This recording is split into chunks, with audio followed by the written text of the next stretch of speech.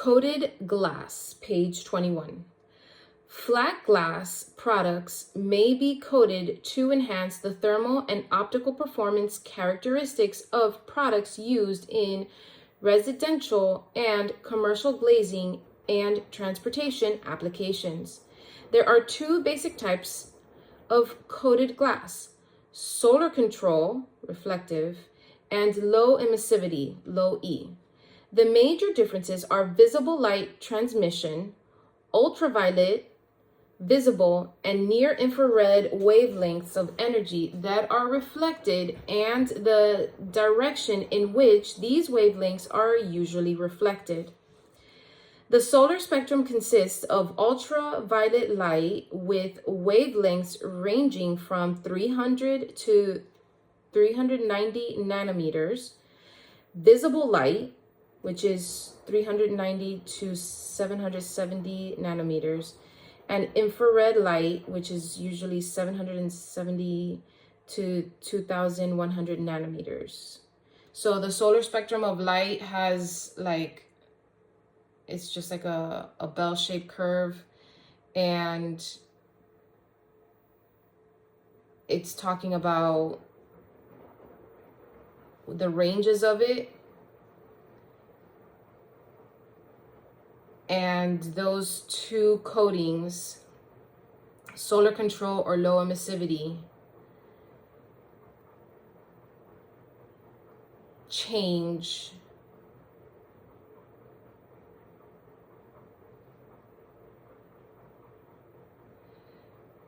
how the light comes into the room and what kind of radiation can come into the room.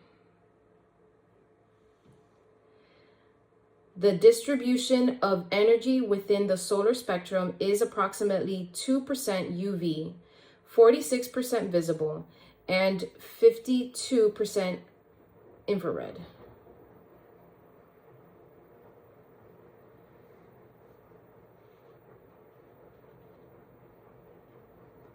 Solar control glass may have a variety of metal coating layers that are highly reflective of solar energy. Those energy wavelengths from 300 to 2100 nanometers that constitute the solar spectrum.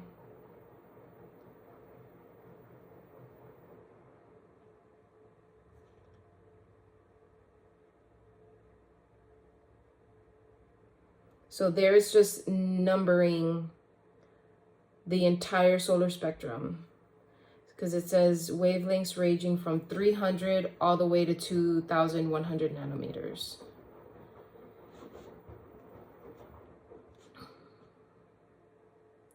For more information on solar control glass and its effect on heat gain and loss, see thermal performance on page 74.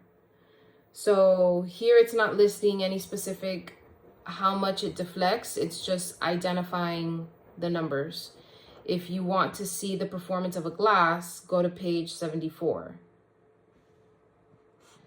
The major benefits of reflective solar control glass include the following: aesthetic appeal. Colors of silver, blue, copper, golden, and earth tone coatings applied to the wide range of clear and tinted float glass allows the architect considerable flexibility with exterior design. Energy savings. Although its ability to reflect, absorb, and radiate solar energy, solar reflective glass substantially reduces interior solar heat gain. The added cost of the coating will generally be offset by the reduced size and operating cost of the heating and cooling systems. Occupant comfort is improved when heat gain and glare are reduced and interior temperatures are easier to control. Low emissivity. Low E coated glass may have various combinations of metal oxide, and metal nitrate layers of coatings that are nearly invisible to the eye. Some low E coatings are highly reflective for the infrared part of the solar spectrum, and all low E coatings reflect long wave IR energy.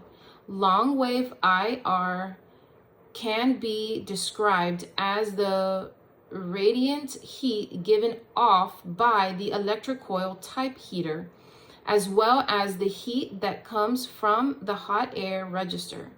The re-radiated heat from room furnishings that have absorbed solar energy is still another form of radiant heat. While some low E coatings can be used in monolithic or laminated glass constructions, the coatings provide maximum performance when sealed within an insulated glass unit. The location of the low E coating units, low E within a unit, affects the product performance. The low E coating on the second surface of the insulating glass unit is most effective at reducing solar heat gain.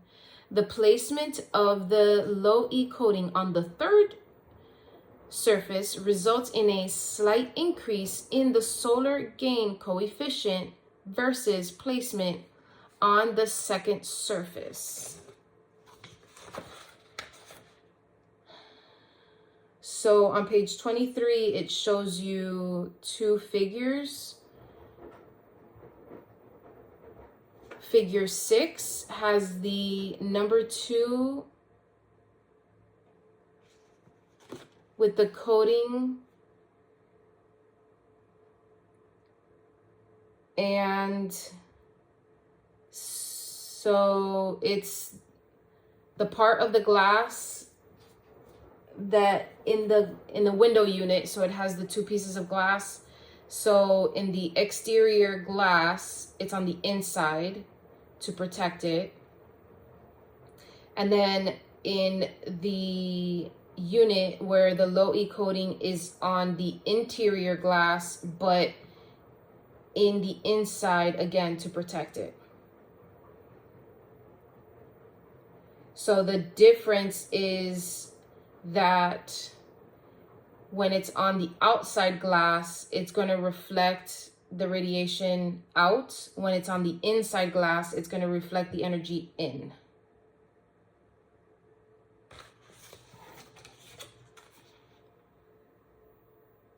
Low E coatings can be applied to tinted glass substrates. The combination of the low E coating and tinted glass can further reduce heat gain and glare. When using low E glass in commercial buildings and residential applications in warm climate regions, this is generally the most practical way to maintain comfort levels. The low coatings will reflect incident short-wave solar infraradiation. In cold climate regions where building owners and occupants want to maximize solar heat gain from the sun while minimizing radiation heat loss, insulating glass units commonly incorporate clear glass with a low E coating on the third surface. So having the low E coating on the inside glass keeps the hot air in if you're in colder climates. The low E coating reduces heat loss through the glass in winter by reflecting interior long wave IR back into the home or office. So in Florida, windows are going to have the low E coating on the second surface.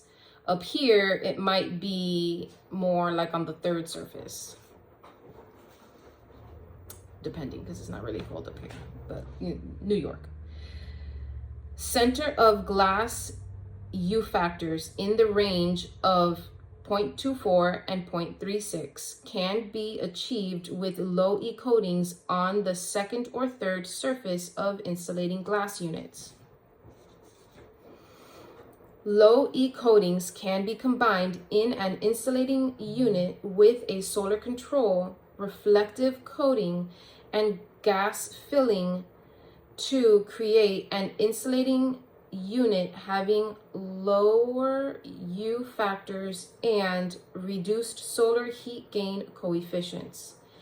Since technology continues to advance, and because the combinations of substrates and coatings are too numerous to list, it is best to consult the coated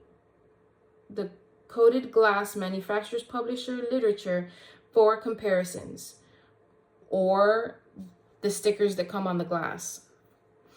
A generic listing of U factors of various glazing products is noted in table 13 on page 77.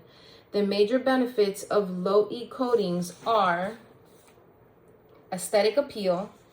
The virtually invisible nature of low E coatings provides a transparent appearance to the glazing material and building facade. Energy savings. Through its ability to reflect long-wave infrared energy, low E coated glass reduces winter heat loss and summer heat gain through the glass and provides high levels of visible light transmittance into the building. The combination of thermal control and reduction in interior lighting requirements reduces energy consumption for residential and commercial buildings. Occupant comfort is improved when heat gain or loss is reduced by keeping the interior temperature stable regardless of the exterior environment and when natural daylight is introduced into the building. Coating methods. There are two methods used in manufacturer coated glass: vacuum disposition and pyrolytic deposition. Vacuum deposition applies coatings to finished glass products in a large vacuum chamber as a separate stage of fabrication, while pyrolytic deposition applies coatings to hot glass during the manufacturing process. Some vacuum deposition and pyrolytic deposition solar control coated products can be used monolithically or fabricated into insulating units or laminated glass. Vacuum deposition low E coated products cannot be used monolithically. They are intended exclusively for use in an insulating glass or unit or laminated glass construction where the coating is adjacent to the interlayer. Applications incorporating a low E coating on a tinted glass substrate frequently require heat treating due to increased thermal stress associated with substrates and coatings. Glass fabricators should be consulted during the design stages for a thermal stress analysis of the product and application. Post-heat treatable low E coatings are offered, allowing fabrication and heat treatment to occur after deposition of the coating. Specifications. All coated glass of the same general color and visible light transmissions may not be alike in visible reflectance and other solar optical properties. Shading coefficient, solar heat gain coefficient, or U factor. The typical performance specification should state the primary type of glass, specific type of coating, either low E or solar control, including the manufacturer's product identification, visible light transmission, shading coefficient, or solar heat gain coefficient, and winter and summer U factors. Any alternate bids for glass having different values should have a composition alternate in the mechanical specifications if those values are significantly different to affect the size, larger or smaller, of the mechanical system. So with the coating methods, there are two methods. either vacuum or pyrolytic. With the pyrolytic chamber as the vacuum, in the vacuum chamber, when you do the vacuum deposition, it separates as a separate stage of fabrication. Vacuum deposition applies coatings to finished glass products in separate stages of fabrication. Pyrolytic deposition applies the coatings to hot glass during manufacturing. So pyro as in fire, it's applied when it's hot. Vacuum, it's done separately. Vacuum deposition low-E coating products cannot be used monolithically.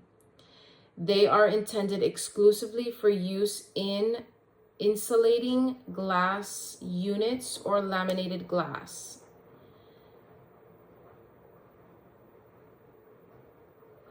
Applications incorporating a low-E coating on the tinted glass substrate frequently require heat treating.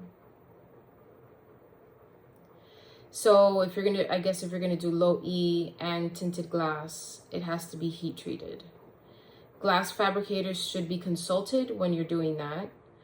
Post heat treatable low E coatings are offered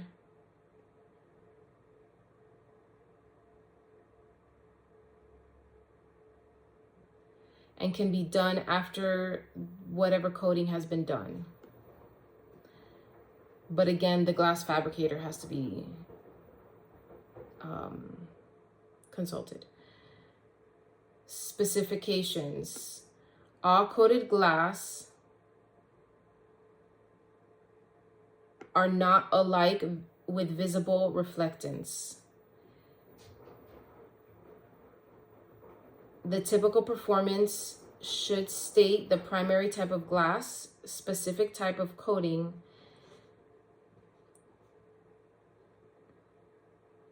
visible light transmission, shading coefficient, or solar heat gain coefficient, and winter and summer U factors. Any alternate bids, so if you're gonna get a glass that has a different amount, you have to look for a companion number. Let's say that the glass is larger or smaller, then the number is going to change, but it should have a connection. It's not just a random value that's assigned. Okay, non-uniformity in coated glass may be visible within a individual light, between lights, or in replacement products in a particular building, window wall, or curtain wall. So not all glass is going to have the same color, is going to reflect light in the same way.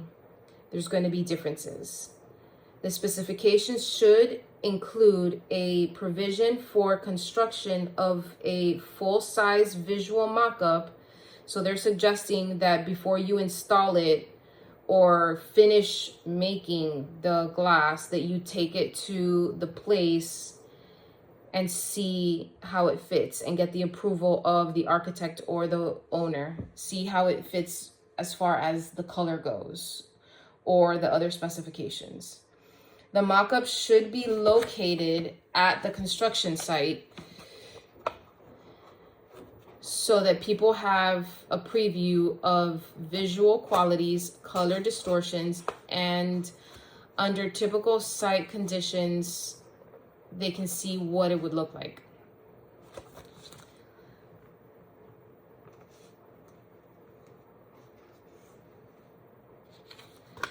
Coating imperfections.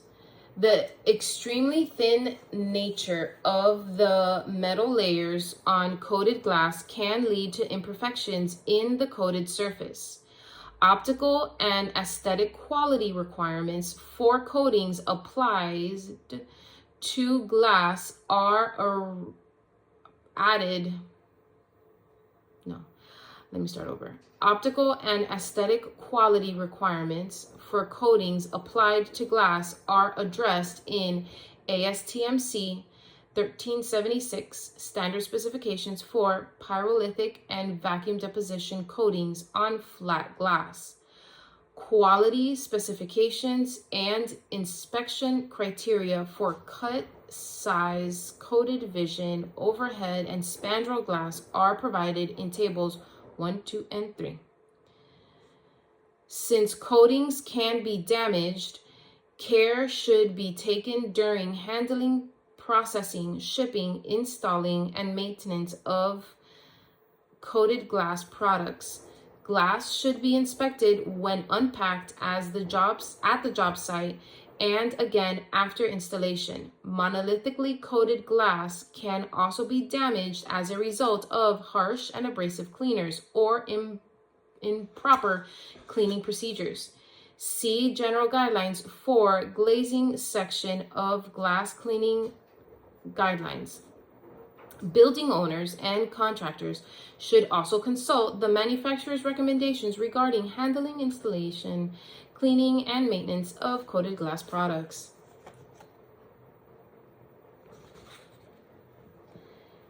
And then there are tables. Tables 1, 2, and 3 are directly from ASTM-C 1376 standard specifications for pyrolytic and vacuum deposition coatings on flat glass and are used with the permission of ASTM International. Retrofit reflective films. Organic coatings or reflective films can be applied to existing in-place glass to provide a reduction in solar heat gain and glare, or protective glazing characteristics. They are generally a tinted or metallized polyester adhesive coated film. These coatings not only reflect but also absorb solar energy. This can cause higher edge stress in the glass than existed before application of the film, possibly causing glass breakage or insulating glass seal failures, which otherwise would not occur. Before proceeding with a large-scale installation, a comprehensive thermal stress analysis should be conducted to ensure against thermal stress breakage. As a general rule, the following limitations are advisable. Consult the glass manufacturer, fabricator, prior to applying films to annealed heat-absorbing tinted glass. Some manufacturers will void their insulating glass, laminated glass, and glass-clad polycarbonate warranties if film is applied. So, retrofit reflective films can absorb solar energy, and because they do that, it changes the environment that the glass is in and could create spontaneous breakage based on the new thermal impact that the glass is experiencing. So it's important to do a comprehensive thermal stress analysis before adding any reflective films, or consult the manufacturer because it could void the warranty.